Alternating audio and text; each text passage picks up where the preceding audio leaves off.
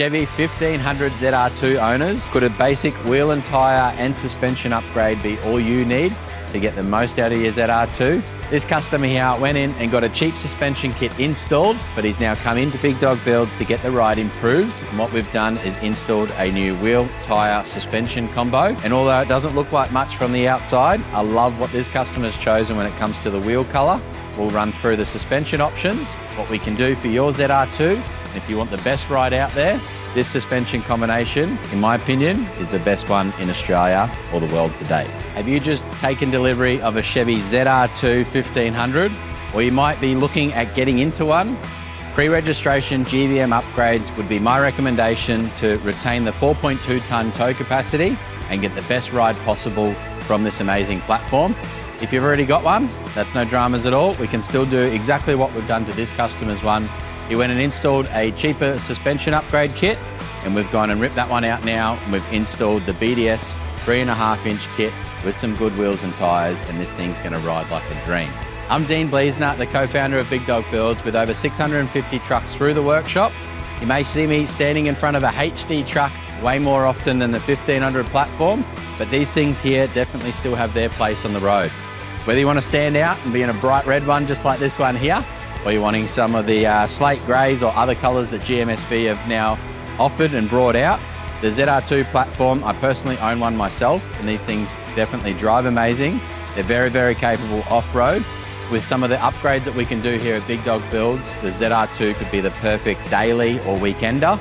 But just remember, like we've said in multiple videos, if you're wanting to tow 4.5 tonne and have big payload on the vehicle itself, the ZR2 might not be the best option. We'll start at the front end of this one here. We'll go for a quick walk around, but we'll get into the suspension, wheels and tyres, because this one here has dramatically changed the way that this vehicle handles both on-road and how it will handle off-road.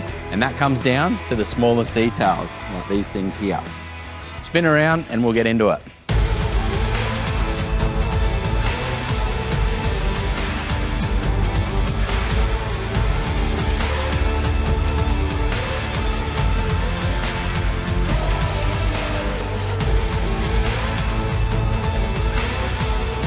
With the suspension in the ZR2, they're not bad factory, but going and removing the shock absorbers and installing the BDS 3.5-inch suspension kit will definitely improve the ride both on-road and off-road.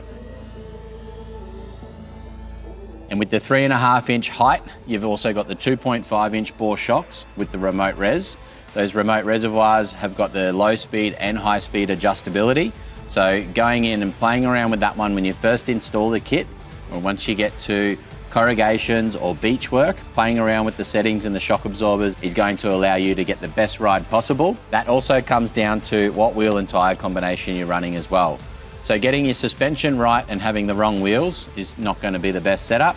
Going for a really good wheel and tyre combination, but not having the suspension dialed in, that's not going to be the best as well.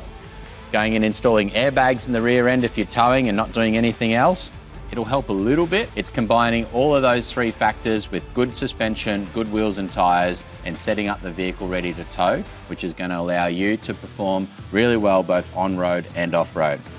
The black Rhino Rapid wheels that we've installed on this one here, great value for money. These ones here are on a bit of a clearance at the moment.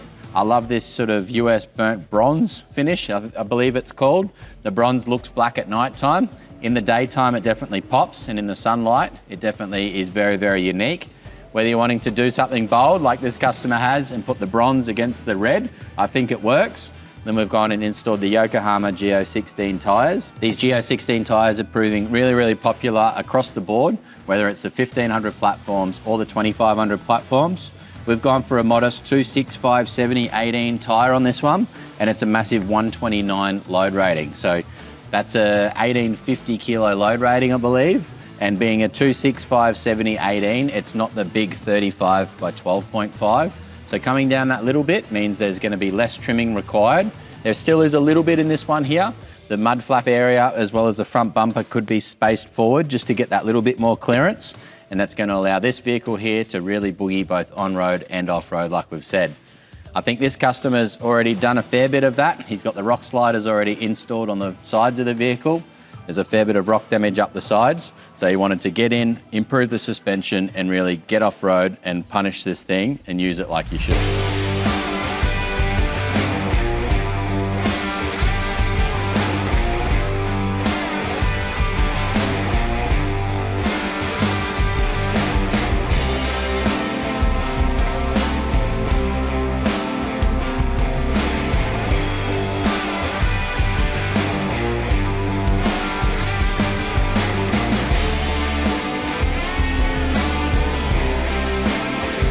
When it comes to the rear end of the ZR2 platform, the factory leaf springs are quite soft. This vehicle here did get another suspension install done prior to coming into the workshop, and that one there upgraded the rear leaf springs. We've actually retained those ones, but we've then gone and removed the shock absorbers. We've replaced it with the BDS, with the Fox 2.5s, as we've said, and then the airbags that this customer already had in the vehicle could still be retained. So the wheels, the tyres, and the suspension upgrade was obviously the big benefit for this customer. It's already got the tonneau cover on the back end there. He already had his own Anderson plugs at the rear to charge the caravan. Airbags with the manual inflation already at the back end there. So all of those things can still retain, and we've purely done a suspension upgrade so it does tow that whole lot better. Having the adjustability in the rear shock absorbers makes a big difference as well. When the van is on the back, playing around with the pressure in the airbags, how the van's dialed in as well is very important. You don't want to have too much ball weight, but you want to have enough that the trailer still tows really nicely behind the vehicle. Even things like your adjustable tow hitch on the rear end of the vehicle makes a huge difference. I recently towed with our ZR2 on a trip away, and on the journey up, I actually hired a caravan. On the journey up, I noticed that the ball was down one hole too low on the Gen Y hitch. So coming back, I adjusted that hole up one, and that made such a big difference. So we go on and on about setting up the vehicle to tow really, really well, but it is just as important to set up the tow bar height, how the trailer's balanced, and that can be weight, that can be how it's packed inside, how your water tanks are full while you are traveling, because the trailer on the rear end is going to be super important how that flows through and affects the vehicle itself. But now that this vehicle's got the suspension upgrade, the airbags in the rear end, and the good wheels and tyres, it's going to tow a whole lot better than it did when it first drove in here. And just remember, if you've got a ZR2, we can do things like the underseat battery setup from Big Dog Builds inside. We've got a couple different roof rack options in the work right now, so stay tuned for those ones there. And if you're wanting a really good looking daily that isn't too big and wide, the ZR2 could be the perfect platform for you. And that's pretty much it. If you like the ZR2 platforms, guys, check this video out here.